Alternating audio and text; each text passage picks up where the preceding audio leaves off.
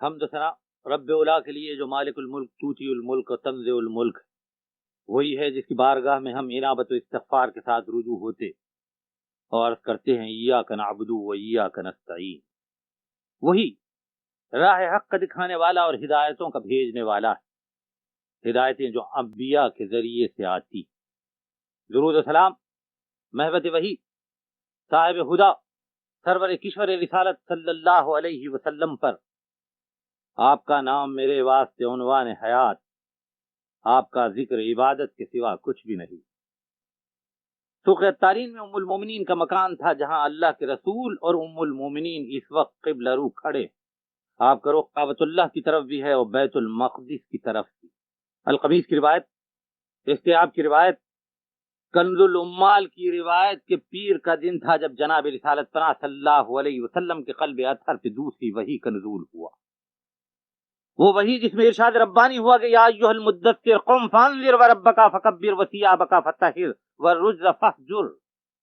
اس میں وربک فکبر کا حکم تھا، جس کی تعمیل اللہ کے رسول کر رہے تھے، اور شریک تھی ام المومنین حضرت خدیجۃ الکبریٰ۔ دوسری وحی آئی تو عبد المطلب کے پوتے کو عبادتوں کا ایک نظام ملا۔ ان کی ابتدا ہے نماز۔ اللہ کی بڑائیاں کس طرح بیان کی جاتی ہیں، اس کا کیا طریقہ ہو۔ شدید القویٰ روح الامین نے حضور رسالت مآب صلی اللہ علیہ وسلم کو اس وحی کے ساتھ وہ صورت بھی بتائی۔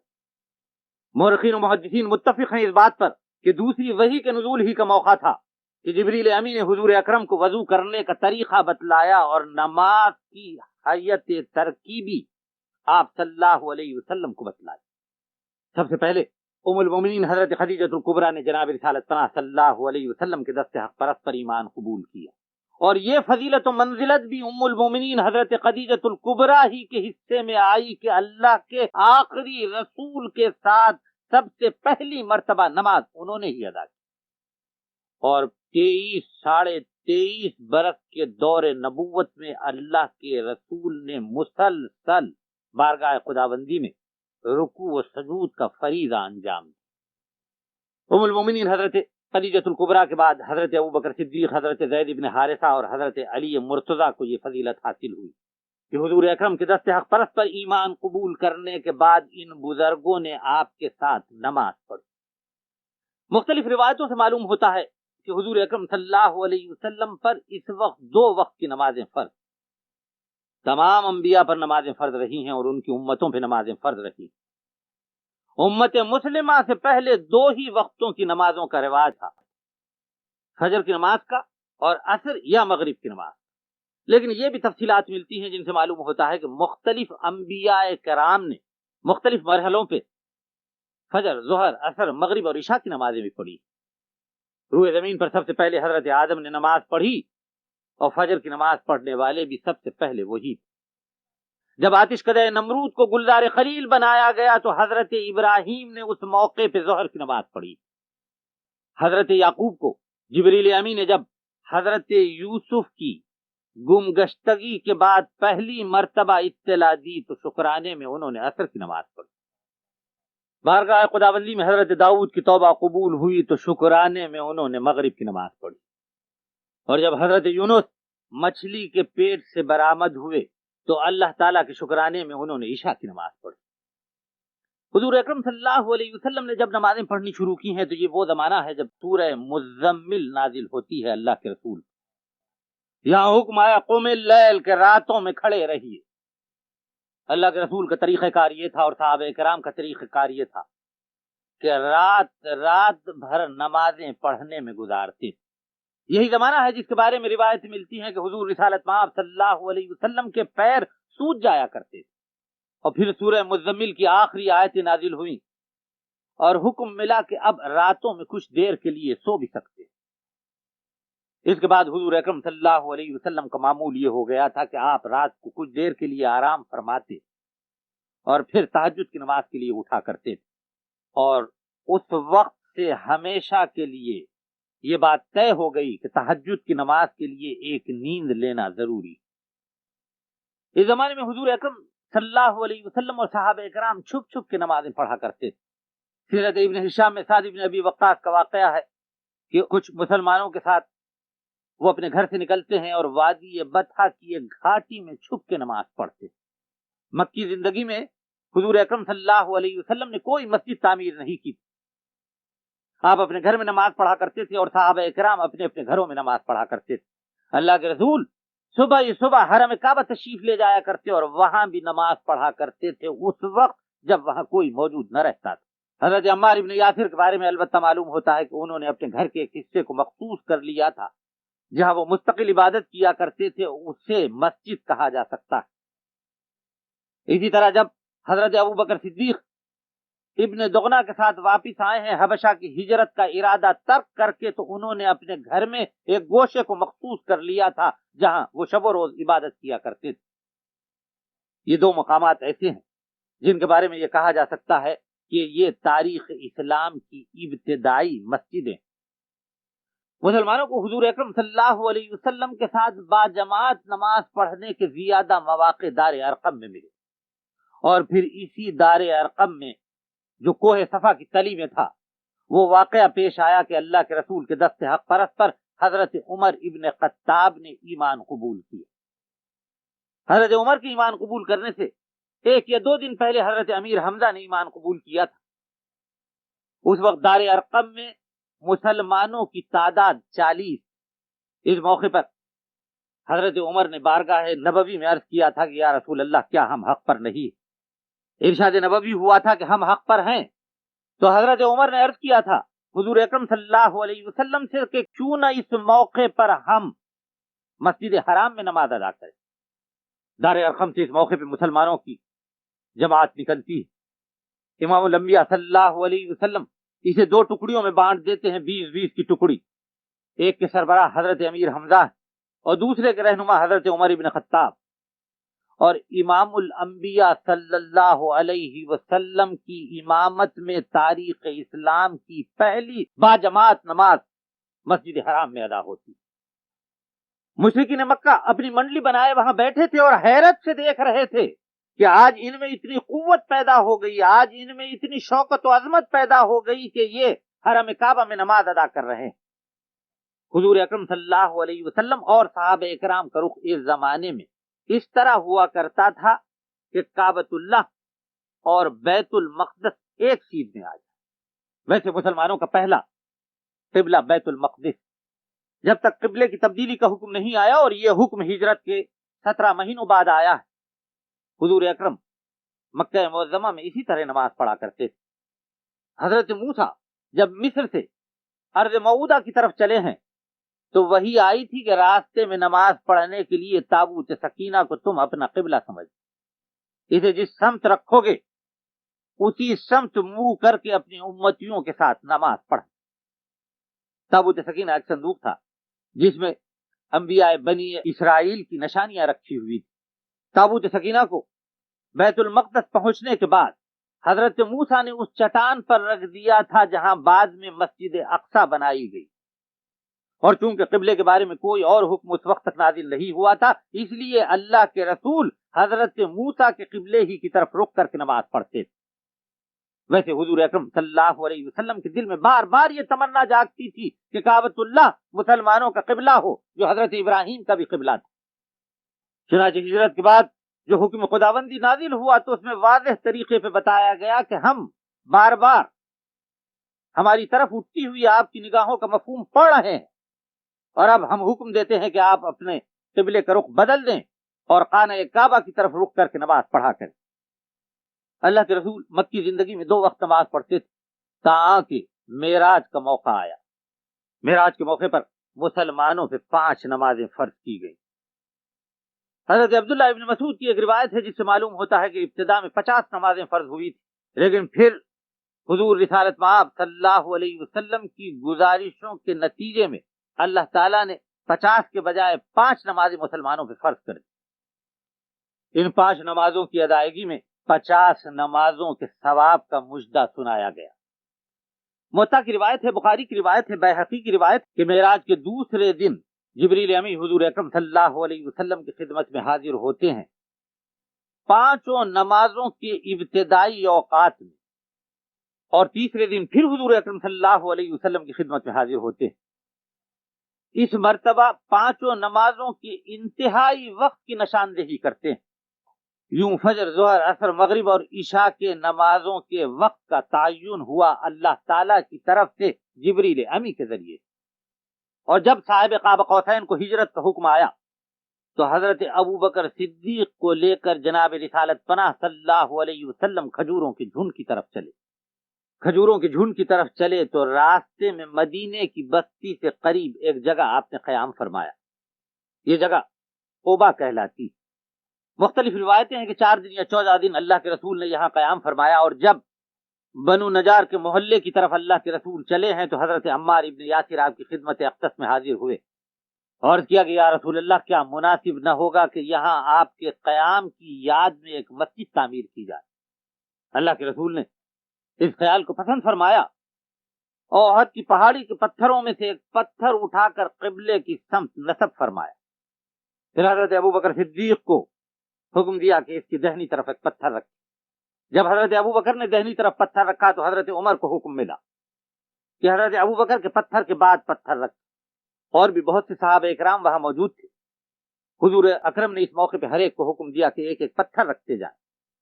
جب دہنی طرف پتھر اس حد تک پہنچے جو حضور اکرم صلی اللہ علیہ وسلم کے ذہن میں تھی تو اب اللہ کے رسول نے حکم دیا کہ بائیں طرف پتھر رکھے جائیں.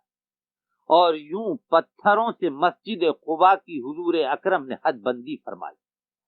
وہ مسجد جس کے بارے میں قرآن کہتا ہے کہ پہلے ہی دن سے تقوی اور پرہیزگاری پر اس کی بنیاد رکھی گئی. یہ تاریخ اسلام کی پہلی مسجد ہے جس کی بنیاد اللہ کے رسول نے رکھی ہے. اب مسلمانوں کی جماعتی زندگی کا آغاز ہو رہا ہے اور اس کے لیے ایک مرکز کی انتہائی شدید ضرورت ہے. اب اسلامی مملکت قائم ہونے والی ہے جس کے قیام کا سب سے بڑا مقصد اقامت الصلاۃ ہے. اللہ تعالیٰ صاف فرماتا ہے کہ ہم اپنے ان بندوں کو زمین میں خلافت عطا فرماتے ہیں جو نماز قائم کرتے ہیں. حضور اکرم صلی اللہ علیہ وسلم مسجد قباء کی بنیادیں ڈال کر، جسے مسجد حرام اور مسجد نبوی کے بعد فضیلت میں تیسرا درجہ حاصل ہے، بنو نجار کے محلے کی طرف چلتے ہیں. یہ جمعہ کا دن ہے. بنو سلمہ کے محلے میں پہنچتے ہیں تو ظہر کا وقت آتا ہے. یہاں مسلمان تاریخ اسلام میں پہلی مرتبہ اللہ کے آخری رسول کی امامت میں جمعہ ادا کرتے ہیں. مسجد بنو سلمہ سے نکل کے حضور رسالت مآب صلی اللہ علیہ وسلم بنو نجار کے محلے میں آتے ہیں اور یہاں فروکش ہو جاتے ہیں حضرت ابو ایوب انصاری کے مہمان کی حیثیت. مدینے میں پہنچنے کے بعد جناب رسالت پناہ صلی اللہ علیہ وسلم کی زبان مبارک سے پہلا فقرہ جو نکلتا ہے وہ تاریخ اسلام میں ہمیشہ کے لیے یادگار رہے گا. صحابہ کرام کے سامنے حضور اکرم صلی اللہ علیہ وسلم نے اس موقع پہ خطبہ دیا تو اس میں بطور خاص ارشاد فرمایا کہ غریبوں کو کھلاؤ، سلام کی عادت ڈالو اور پابندی سے نماز پڑھا کرو. مدنی زندگی میں اللہ کے رسول نے جیسے ہی دنیا کا سب سے پہلا تحریری دستور مرتب فرمایا اور اسلامی مملکت کی داغ بیل ڈالی تو اس جگہ جہاں حضرت مصعب ابن عمیر کی امامت میں مسلمانوں نے پہلا جمعہ پڑھا تھا وہاں مسجد نبوی تیار ہے. نمازوں کی فرضیت کا حکم آنے کے بعد دوسری وحی کے نزول کے بعد تاریخ شاہد ہے کہ اللہ کے رسول نے کبھی نماز نہیں چھوڑی. ہاں، قضا کے بھی مواقع آئے تاکہ مسلمانوں کو معلوم ہو کہ اگر کسی عذر معقول کی وجہ سے نماز چھوٹتی ہے تو کیا صورت. حضور اکرم صلی اللہ علیہ وسلم مدینہ النبی میں ہے.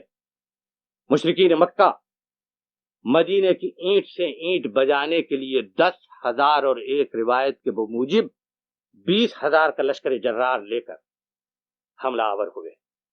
ارشاد نبوی کے مطابق مسلمانوں نے خندق کھود لی ہے اور اپنے محاذ پر ڈٹے ہوئے. حملہ ہو رہا، لڑائی جاری. لڑائی کے دوران میں ایک وہ وقت بھی آیا جس کا ذکر سورہ احزاب میں ہے کہ دشمن آگے سے، پیچھے سے، اوپر سے، نیچے سے، ہر طرف سے مسلمانوں پہ پھر پڑا. تیروں کی بارش تھی ایسی کہ مسلسل جیسے بوندیں برس رہی، تلواریں چمک رہی تھی یوں جیسے بجلی کوند رہی ہو، مسلسل کوند رہی. یورش تھی اور پہ ہم یورش. حضور اکرم صلی اللہ علیہ وسلم اپنی جگہ سے ہل نہ سکتے تھے، صحابہ اکرام اپنی جگہ سے جنبش نہ کر سکتے تھے.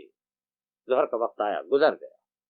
اللہ کے رسول محاذ پہ موجود ہیں، مجاہدین اسلام محاذ پہ موجود ہے، عصر کا وقت آیا، مغرب کا وقت آیا اور گزر گیا۔ جنگ کا ہمہمہ ایسا ہے کہ ایک لمحے کے لیے اللہ کے رسول اپنی جگہ سے ہٹ نہیں سکتے، حتیٰ کہ ردائے ظلمت شب سروں پہ پھیل گئی۔ جنگ کا ہمہمہ ختم ہوا، فوجیں اپنے خیموں میں واپس ہو گئیں۔ بلال حبشی کو حکم ہوا، اذان کا عشاء کا وقت تھا، بلال حبشی نے اذان دی۔ ایک اذان جدا جدا اقامتوں کے ساتھ اللہ کے رسول نے چھوٹی ہوئی نمازیں ادا کی اور یوں امت مسلمہ کو بتا دیا کہ اگر کسی عذر معقول کی وجہ سے نمازیں چھوٹ جائیں تو تمہیں چاہیے کہ پہلے موقع پر چھوٹی ہوئی نماز کو ادا کر۔ مسلمانوں پہ عائد ہونے والا پہلا فرض یہی نماز۔ مکی زندگی میں یہی ایک فرض تھا جو مسلمانوں پہ عائد ہوا۔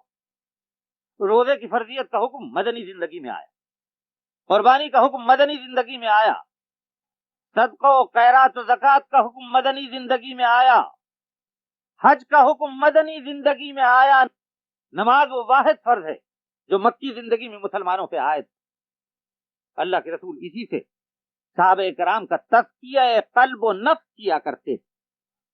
ارشاد نبوی تھا کہ نماز پروردگار کی خوشنودی کی علامت، ارشاد تھا کہ یہ پیغمبروں کی دوستی کی نشانی، یہ ان کی سنت ادا کرنا ہے، یہ معرفت کا نور ہے، اصل ایمان ہے۔ دعا اور عملوں کی قبولیت کا اسی پر دار و مدار۔ نماز سے رزق میں برکت ہوتی ہے۔ حضرت عبداللہ ابن عمر روایت کرتے ہیں کہ اللہ تعالیٰ بندے کے تمام اعمال قبول کرتا ہے نمازوں کے قبول کرنے کے بعد۔ نماز سے مسلمان کی شناخت ہوتی ہے، نماز دین کا ستون ہے، نماز مسلمان کو لذت معراج عطا کرتی ہے۔ ارشاد نبوی ہے کہ مسلمان جب سجدے میں ہوتا ہے تو اللہ تعالیٰ سے قریب تر ہوتا ہے۔ حضرت ابو ہریرہ سے ایک مرتبہ حضور اکرم صلی اللہ علیہ وسلم نے ارشاد فرمایا کہ اگر کسی کے گھر کے سامنے ایک نہر بہتی ہو اور کوئی اس میں 5 وقت نہائے تو کیا اس کے بدن پر میل کچیل باقی رہ سکتا؟ حضرت ابو ہریرہ نے عرض کیا کہ نہیں یا رسول اللہ۔ فرمایا کہ جو مسلمان 5 وقت بارگاہ خداوندی میں رجوع ہوتا ہے اس کی روح میں کثافت باقی نہیں رہتی، بالغگی پیدا ہوتی ہے، احتجاج پیدا ہوتا ہے۔ عرض کیا صحابہ کرام نے کہ یا رسول اللہ نماز پڑھی جائے تو کس طرح پڑھی جائے؟ ارشاد فرمایا کہ جب نماز پڑھو تو یہ سمجھو کہ جیسے تم اپنی آنکھوں سے اللہ تعالیٰ کو دیکھ رہے ہو۔ اللہ نماز کی کیا اہمیت کہ بندہ بارگاہ خداوندی میں پہنچ جاتا ہے۔ ارشاد نبوی ہے کہ یہ سمجھو جیسے تم اپنی آنکھوں سے اللہ تعالیٰ کو دیکھ رہے ہو۔ صحابہ نے عرض کیا کہ یا رسول اللہ اگر یہ کیفیت پیدا نہ ہو، ارشاد فرمایا تب یہ بات ذہن میں رکھو کہ اللہ تعالیٰ تمہیں دیکھ رہا ہے۔ حکم ہے کہ نماز ادب اور احترام کے ساتھ پڑھی جائے۔ حضرت ابو ذر غفاری فرماتے ہیں کہ اللہ کے رسول نے ایک مرتبہ مجھ سے ارشاد فرمایا کہ ابو ذر نماز پڑھو تو 3 باتوں کا خیال رکھو۔ حضرت ابو ذر نے پوچھا کہ یا رسول اللہ وہ کیا 3 صورتیں ہیں؟ ارشاد فرمایا کہ جب سجدہ کرو تو اس طرح سجدے نہ کرنا کہ جیسے مرغ ٹھونگے مارتا۔ حکم ہے کہ 2 سجدوں کے درمیان اتنی دیر کا وقفہ ہو جتنی دیر تسبیح پڑھنے کی ہوتی ہے سجدے۔ ارشاد فرمایا کہ جب سجدہ کرو تو اس طرح نہ بچ جایا کرو جیسے لومڑی زمین پر بچ جاتی۔ یہ حکم مردوں کے لیے، عورتوں کے لیے بے شک سمٹ کے سجدہ کرنے کا حکم۔ اور پھر اللہ کے رسول نے ارشاد فرمایا کہ جب اتحیات پڑھتے بیٹھو تو اس طرح نہ بیٹھو جیسے کتے کی بیٹھک ہوتی۔ حضور اکرم صلی اللہ علیہ وسلم اپنے دہنے پیر کی انگلیوں کو کھڑے رکھتے تھے اور بائیں پیر پر ٹیکا لے کر اتحیات پڑھتے وقت بیٹھا کرتے تھے۔ جناب رسالت پناہ صلی اللہ علیہ وسلم نے نماز پڑھنے کا طریقہ بتلایا، اور طریقہ یہ تھا کہ نماز کے ایک ایک رکن کو احترام کے ساتھ اور خوش اسلوبی کے ساتھ ادا کرنا۔ نماز تو اللہ سے ملنے کا ایک راستہ ہے۔ جب ہم بارگاہ خداوندی میں پہنچتے ہیں تو ہمیں آداب نماز کو ملحوظ رکھنا ہے۔ اسی لیے حکم ہے کہ اگر پہلی تکبیر نہ چھوٹ رہی ہو تو جب مسجدوں کی طرف جاؤ تو دوڑتے ہوئے نہ جانا۔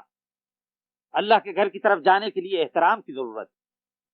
ہر فرض میں کوئی نہ کوئی استثنائی صورت رکھی، کوئی نہ کوئی چھوٹ ہے۔ بیمار ہیں روزہ نہیں رکھ سکتے، حکم ہے کہ روزے کی چھوٹ ہے، غریبوں کو کھانا کھلا۔ صاحب نصاب نہیں ہے قربانی نہ دو، صاحب نصاب نہیں ہے، زکوٰۃ کی چھوٹ ہے، صاحب استطاعت نہیں ہے، حج معاف ہے، خود حج نہیں کر سکتے یا کسی نے حج نہیں کیا ہو تو حج بدل بھی کرایا جا سکتا ہے، لیکن نماز وہ واحد فرض ہے کہ جس میں کوئی چھوٹ نہیں ہے، کوئی استثناء نہیں، نماز ہر صورت میں فرض۔ اگر وضو نہیں کر سکتے حکم ہے کہ تیمم کرو لیکن نماز پڑھنا ہوگی، اگر غسل نہیں کر سکتے حکم ہے کہ تیمم کرو لیکن نماز پڑھنا ہوگی، نماز کسی صورت میں چھوٹ نہیں سکتی۔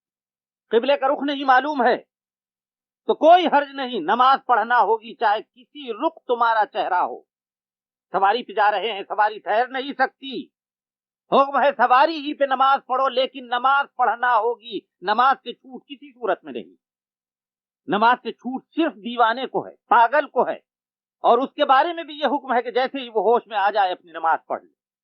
اگر آپ اس درجہ غریب مفلس و قلاش ہیں کہ بالش بھر کپڑا آپ کے پاس نہیں ہے کہ اپنے سطر کو ڈھانک سکیں، چاہے عورت ہو کہ مرد، تو نماز کی چھوٹ اب بھی نہیں ہے، حکم ہے اس طرح بیٹھو جیسے تحیات پڑھتے وقت بیٹھتے ہیں، لیکن نماز بہرحال پڑھنا ہوگی۔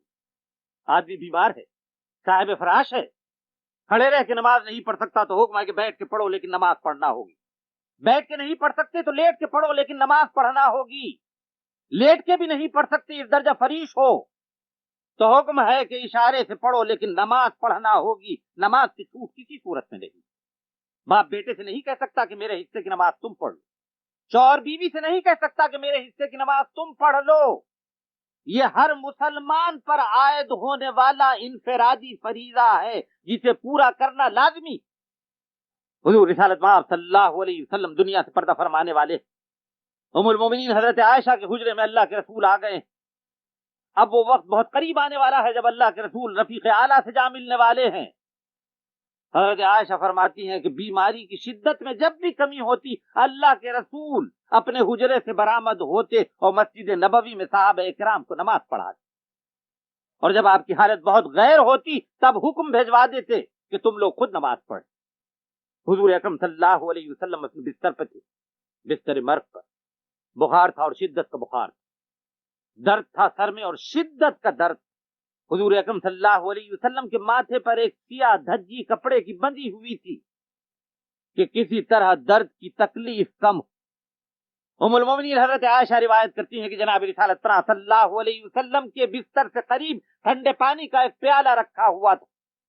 بخار کی شدت میں، درد میں کراہتے کراہتے اللہ کے نبی بے چینی کے عالم میں بار بار اس ٹھنڈے پانی کے پیالے میں ہاتھ ڈالتے اور اپنے چہرے پہ پھیرتے جاتے تھے کہ کسی صورت بخار کی شدت کم ہو۔ ایسے میں اللہ کے رسول کے کانوں میں حضرت بلال حبشی کی اذان کی آواز پڑی اور چشم فلک نے یہ منظر دیکھا کہ بستر مرگ پر اللہ کا رسول اشارے سے نماز ادا کر رہا۔